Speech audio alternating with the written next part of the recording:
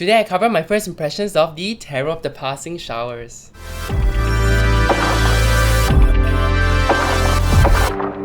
Hello my friends, this is Casper the Boy Diviner here today and welcome back to my channel. Thank you so much for watching this video. I'm covering my first impressions of the Tarot of the Passing Showers today. This is a tarot deck made by my dear friend Valerie.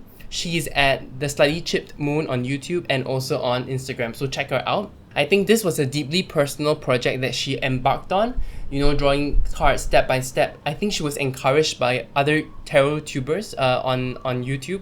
Right? In any case, the deck is finally done. So this is a disclaimer, right? She's my friend, and so I am biased here, and I can't wait to show this deck to you guys. If you enjoy such first impressions of decks, please leave a like and subscribe to my channel. It really helps me out with my YouTube journey. And also, I got a t-shirt with my logo.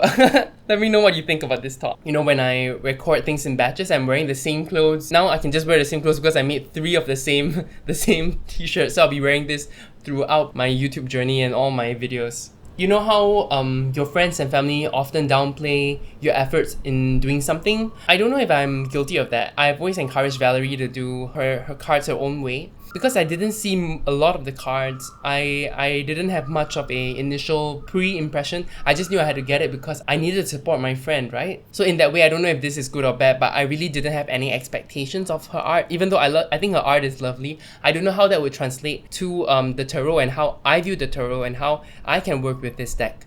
I had no idea, and I just knew I had to get it to support her. But whether I would love it and use it was another question. But after looking at the deck, I feel like this deck is so personal, it's so deep, and the word for this deck I would say is visceral. The images are visceral. She's not shying away from pain. She's not shying away from pain in this entire tarot deck. I feel it and I see it. I resonate with a lot of the images. She also sent a little PDF about her inspirations behind this deck. I'll talk about how I interpreted the images before I saw what she wrote, and what she wrote really kind of touched me. Not to the point of tears. I'm not an easy crier, but for me, being touched is really not an easy thing to do in the first place. Let's dive in. This is the back. Alright, I already cleansed and consecrated the card so I can immediately use it after. I can't wait to actually use it. I have not used it yet because I wanted to leave it in the order it came in. The timestamps will be around here about if you want to take a look at a specific part of this deck. Okay, here's the Fool.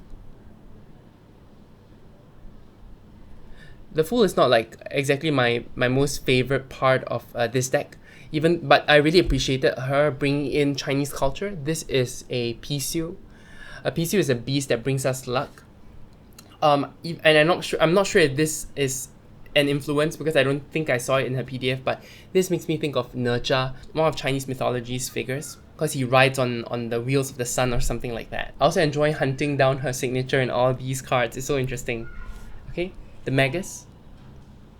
The Magus has a kind of naughty trickster energy here, and I think she meant that. The High Priestess. The High Priestess here is wearing a mask that has a forever grin. And this reminds me of Tokyo Ghoul's Ken Kaneki. He has a similar kind of mask that shows some of his face, but she's sort of wearing like a full mask, I think. Interesting, and you can see the moons behind her. The Empress. I think for this card she drew inspiration also from her own mother, in a sense. Yeah, but I like this card so much because her face is obscured and it's gentle and yet still a little dark. I love the Emperor. I think a lot of people have problems with the Emperor interpreting it because he sits on the throne, he's really static. But you can see this Emperor has been through some shit. He's scars all over his body, but at the same time he's laughing. And I think laughter is really one of the biggest parts that differentiates this Emperor from the rest. The easygoing nature, the ability to move on quickly. Yeah, I like the headdress he's wearing. That reminds me of the Ram, which is the Aries and the Emperor. The Hierophant. This is one of my favorite cards of the deck. Okay? So before I read the story behind the Hierophant, which is a beautiful story, I wondered why was the Hierophant in a astronaut's costume, and what is he holding on, and what are those birds and that light bulb, you know? I had to really dig deep, and this reminded me of Doctor Who. In one of Doctor Who's episodes, an astronaut fires at him, and River's song is spoilers guys for Doctor Who, but River's song was in that astronaut costume, and she was not in control of that costume. You know, the costume controlled her, and she was very uneasy, unhappy. That made me think about the Hierophant in that sense. Like, the Hierophant is a teacher, he's a mentor, it's a strict tradition that we draw from, and in that sense, when you're in space, your suit is your everything. Your suit allows you to do what you can. And imagining River's song in that costume, being unable to control herself, you know, sometimes tradition can be like that. Sometimes that kind of strict tradition, that kind of discipline, that kind of restriction of movement is in that kind of astronaut costume, and that's what I think about when I see this card. At the same time, this astronaut has busted open, you know, through his mask, through his helmet, and he's looking through out of tradition. So having many years, you know, perfecting how it is to be in an astronaut costume, he has learned how to survive by himself, you know, even without the full aid of the tradition. Is breaking out of the tradition, and yet he's sharing perhaps how to do it. So he's sharing a new kind of tradition. This is what I saw the Hierophant as when I saw this card. Reading the description is also so beautiful about how this astronaut has moved beyond Earth, right? And he's learned so many things about the stars, and instead of enjoying what is out there, he returns to Earth to share what he knows. And that also reminds me of Doctor Who, you know, so everything is synchronicity. Is so interesting. So he's back here on Earth, unable to fly because his suit is busted, but he's here to share what he has learned. And I feel like this is such a beautiful Hierophant. Okay, this is a really beautiful Hierophant to me. Okay, the Lovers. I really like this card, even though I kind of prefer gender neutral lovers. But something about this guy's jawline really makes me feel like, oh, this is a great drawing and great image. And both of them wearing masks. I don't know the significance of that yet. Okay, the Chariot. This is one of my birth cards, so one of those that I always look at. You can see that the lines kind of demarcate how he appears, you know? And you can see that there's a boar and a horse, so it's not the Sphinxes. Adjustment. So this is a very interesting deck. I wouldn't say it's RWS deck, I wouldn't say it's a Thoth deck, I'll say it's an amalgamation. How successful the amalgamation is, I don't know yet because I have not used it, but this is a very interesting image of adjustment or justice. You see, I don't see scales here. Usually there's a scale measuring, you know, the weight of a feather in your heart, or, you know, the sword and the scales. Here she omitted the scales completely. I feel like this is closer to what adjustment is, where, you know, you use the tools you have to move forward and adjust your path. Okay, this is the Hermit. What a beautiful Hermit. The heart of the Hermit is guiding him. That's where the light is coming from. I think this is a Cadeus or Catechus. I can't remember how you pronounce that now. Beautiful. The Wheel of Fortune. This is another beautiful card. It struck me how antlers also change throughout time. They shed their antlers and they grow again and again, and they shed it and they come again and again. And I think images like this can only come out from Valerie's mind, you know. This is one of my favorite cards. She said this is one of the first cards that she consciously drew for her tarot deck. How beautiful is this strength? Okay, this is also Asian inspired. This is an Asian inspired lion or tiger. You know, one of the stone lions in front of the temple. I really like the coloring of this one too. You can see that she's brave. She's not flinching away. Her tears are also the saliva from the beast. Oh, gorgeous. This card is one of my favorite cards in the deck, along with the Hierophant. Okay, the Hanged Man. Okay, 13, Death. No name like the Marseille. You can see her skeletal legs under the water. She's cradling a skull really gently. Art.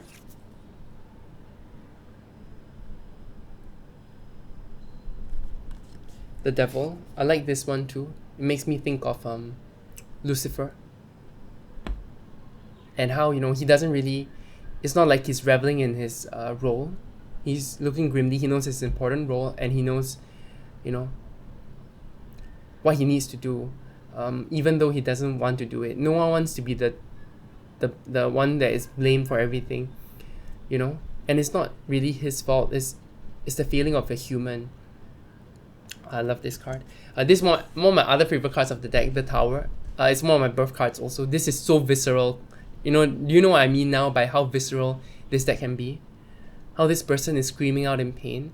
The Tower is always shown, you know, the lightning striking a building, and it kind of pulls us out of the pain. It pulls us a bit out of we know how to demarcate that pain as something else, striking the foundations, but this person is really being struck, and that foundation, you can see he's shaken.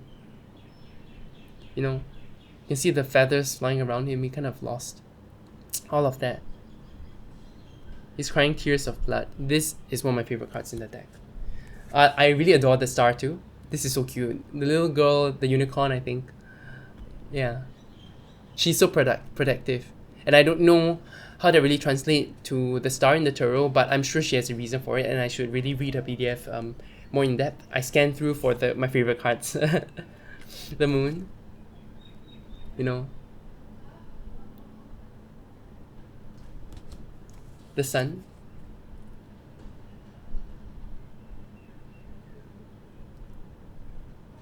Beautiful. I think this is a nine-tailed fox, and I can't remember if the nine-tailed fox is a representation of the sun or not. The Aeon.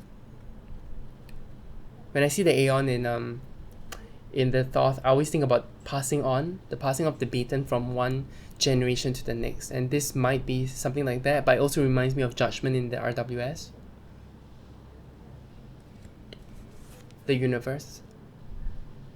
I need to read about this one because this is the back of a person, and she's trying to tie her thick hair into pigtails, but I don't know about the symbols, you know. This is not the typical universe that I would see or think of, so I really need to read. I think there's some sort of kundalini energy here. Now we're going to go to the wands. Okay, the Ace of Wands, a salamander, and maybe perhaps a fire agate. I have not read any of the entries for the minors, but her minors are very intricately drawn. They are not like just pip style, they are full scenes. The Two of Wands, beetle, but two faces opposing each other. So there's some sort of conflict here because they're pointing in different directions. In the sense of the beetle and the larvae, this is such a visceral deck, a visceral deck. Three of Wands, someone busting through the wall. You can see these cracks seem to be his legs, you know, and I think that's done intentionally, but I don't know really the symbolic significance of this, except to maybe show that power of him jumping through. The Four of Wands is a very Two of Cups energy, a very lover's energy. I love the lion and the tiger kind of peeking through from the back. I hope I got those animals right. The Five of Wands, another visceral card. See, I love the animals here, and then this person being torn to pieces. This could really mean, you know, external conflict or internal conflict. It really depends on how you want to read this. The Six of Wands always reminds me of victory, but this one, I don't know if it's really victory. But you can see the animals all yawning and in excitement and happiness at this person's power. The Seven of Wands, the spider.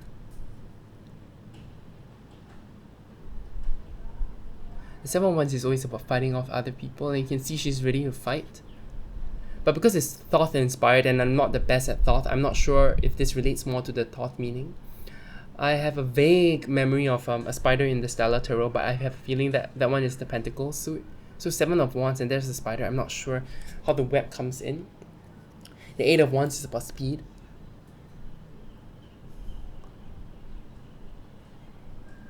Beautiful. Beautiful. Nine of Wands. This sort of being injured but still trying to fight your way through. Ten of Wands, someone pushing. This is such a visceral image. Can you see? He's already lost a leg, and you can see that hand behind him pulling him down, but he's struggling to get up. And this is really So reminiscent of the Ten of Wands. Can you see the hands popping out? The bugs are crawling all over him. Beautiful. Okay, the Page of Wands. This is, to me, I feel like this part of the deck got a bit strange just because the page jumps to the top and the numbers were all at the bottom. So I've kind of wished that the names were just at the bottom, you know, and then the top would just be plain like the rest of the minors. But that's a minor nitpick. The Page of Wands. Beautiful. You can see he has a little dragon or salamander on his neck. Adorable.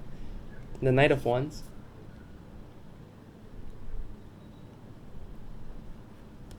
The Queen of Wands. I always look at the Queen of Wands when I get a deck, and I love that she included the little cat. She's more of a mad scientist here, which is not an energy that I really associate with the Queen of Wands, but it's strangely I strangely can accept this. You know? The volatile, she has candles on her head, she's a bit crazy. Okay, the King of Wands, depicted as a vampire. And I think this is kind of showing the shadow side of the King of Wands, really. How he's willing to go so far. He's so passionate about something that he could hurt others in the way. He's the sort that if he loves someone, he might love them to death, or you know, being so overprotective that the person cannot thrive. That's really the King of Wands in their shadow aspect. The Ace of Cups. A lotus mandala, sort of. I don't know if you call this a mandala. And then there's the moon also. The Two of Cups. She really has a knack for expression. I really like their fingers touching here. The Three of Cups. Penguins. This is adorable. I like the little tongue. All those little details really add something to the deck. The Four of Cups. You know, you are not seeing the outside. You have built such an armor to traverse in the water that maybe you forget yourself. The Five of Cups, another very visceral image. This is why most of the images that one of my favorite ones, like this one, is fully colored.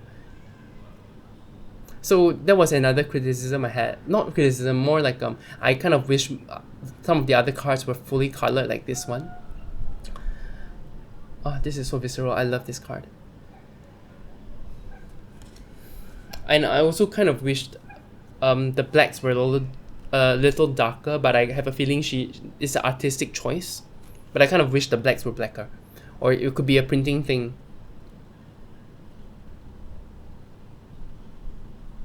The Six of Cups. Yeah, I do need to read the PDF for this. I don't see that nostalgic childhood feeling from that, so I'm not really sure. The Seven of Cups is the Seven of Cups. This makes me think of Simba talking to his father, you know? And there's jellyfish on the top and the eels at the bottom. Beautiful. So who's dreaming of who, you know? Who's dreaming of who? The Eight of Cups. Leaving, letting go. Yeah, I really want to read the PDF now. I have a feeling this relates more to the Thoth, to the RWS, just looking at the images of this. This is the wish card. Nine of Cups is always the wish card and it's so cute. I think these are otters. So cute. Or beavers. I'm not sure. I'm not even sure if they are. Beavers are on land, right? So that must be otters. Something's wrong with my mind. The Ten of Cups. Are these people pushing her down, or is she pulling them up, you know? Is she pulling them up to meet that rainbow? The Page of Cups. He who has burst out of the water, instead of concentrating on catching his breath, he's actually using it to blow bubbles. It's interesting, very interesting, you know? That kind of fun vibe comes from it. I like the cups, the quartz in the cups. This guy is super attractive. And I have a feeling this also because this card is almost fully colored. Beautiful. The Knight of Cups, you know? He's hot. The Queen of Cups. I love this expression. She's shouting. She's trying to... This is more active than most of the Queen of Cups I see. She's here to help. You know, she's here singing. She's the siren. And the King of Cups is offering something, you know? Beautiful.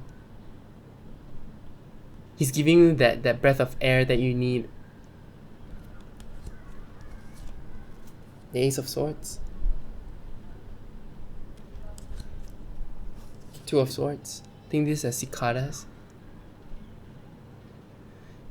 You know, blinded like the Two of Swords in the RWS. The Three of Swords. I like this one. It's not the typical, you know, just the heart with the swords, even though I love the image so much. You know, he's holding a key. There's a bird cage over his face. Where his heart is a bird. So this is one of my favorite cards of the deck, the Four of Swords. You can see people are stepping all around him. So it's not really typical in the way that it used to be, where you have swords around you because you want to protect yourself and you are resting in that busy battle. Here, it's sort of an internal battle, and this also shows the apathy of the people around this person. And I don't know if this is the right time to talk about it, but there are videos of people collapsing in China. I don't know if it's really related to the coronavirus or not, but people step around them and they don't help them just because there's so much fear around what you're going to catch. And this really gives me that sense of that. This is really an image that came at the right time, at this time when I'm thinking about that. Yeah, beautiful image. There's something peaceful also about his expression, so it's really interesting that interpretation of the Five of Swords. I often like the you know, I forgot what they're called, the witch doctors, or no, the doctors, the plague doctors. Yeah, the plague doctors, and this gives me that sense of that. There are all these snakes there, and she's saying stop. So the Five of Swords in the RWS is about, you know, unfair advantages, and I don't know if that has to do with that or more with the thought, and that's why I need to read the PDF more. But I feel like these images are evocative enough, more visceral enough to really do a reading just intuitively if you're that sort of reader. The Six of Swords. I think those are owls all around her. Are they owls? I'm not sure. Maybe they are snakes. I think they might be snakes. Because I see the tongue here, but it's not really. Is it a forked tongue? It ends with a circle. That's so interesting. I'm not sure what these creatures are. But Six of Swords is about that movement forwards. I'm not sure what this one really means. The Seven of Swords. Beautiful. There's a vulture. But these feel like, to me, peacock feathers. And then there's a snake here. Seven of Swords. Interesting. Let me know what you think, because sometimes, you know, I'm trying to relate this to what I know, and then sometimes I don't feel the instant connection. Sometimes I need time to really look through the cards. Like the Hierophant, it took me a while to really feel that way about the astronaut costume or the astronaut suit. This is the Eight of Swords, and you can tell that she's bounded. But I feel like this card might be more of a Nine of Swords feeling. This person is shielding their eyes. They don't want to see, but there are eyes on their hands as well. You see. There's the scissors behind her. There's no escape. You're going to see what you're going to see. Tarot doesn't work that way, where you close your eyes and it disappears. And I feel like that could be a very Nine of Swords kind of energy. But Eight of Swords is about bondage, and you can see that around her. Interesting. The Nine of Swords, another very visceral image. You see, but I feel like this more physical harm than mental harm compared to the Eight of Swords. So in that sense, I do feel like that image might suit the Nine of Swords better. The Ten of Swords, another interesting image. I don't really know what to make of this, but there's some sort of automation going. Is this a puppet? Do you feel like you're being a puppet in your life, being controlled by others? You don't have your own say. There's some sort of hopefulness because you see the butterflies flying around. Yeah, I really am not sure. This is a wind-up man, maybe. Okay. The Page of Swords. Dreams. She's peeking out of the clouds. You can see the balloons there. The Knight of Swords. I like this one. This makes me think of like Harry Potter for some reason. The Queen of Swords is beautiful. Very gentle neutral. There's an owl hidden. The King of Swords. And then let's move on to the last suit, the Pentacles. The Ace of Pentacles. Some sort of growth. Larvae. Two of Pentacles. You can see a black bunny and a white bunny. So there's some sort of balance going on here. The Three of Pentacles. I also don't know what to make of this image yet. But there's some sort of energy, some sort of visceral kind of push from him and the horses behind him.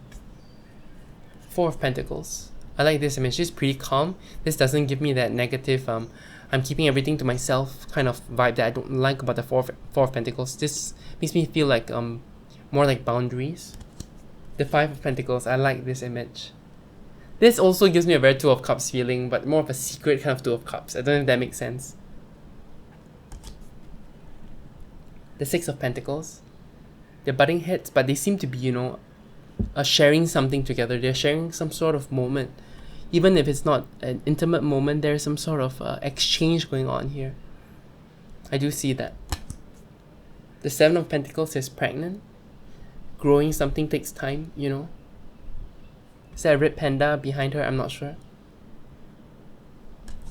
The Eight of Pentacles, hard work. The Nine of Pentacles. With a polar bear. The Ten of Pentacles. I love this Ten of Pentacles.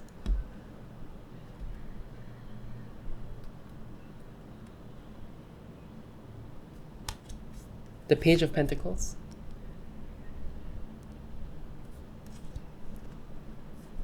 The Knight of Pentacles. You can see the blood, sweat, and tears has gone into, you know, all of the plants and animals. The Queen of Pentacles. Some flowers always make me think of the Queen of Wands for some reason, but this one, Queen of Pentacles. She's facing the sun.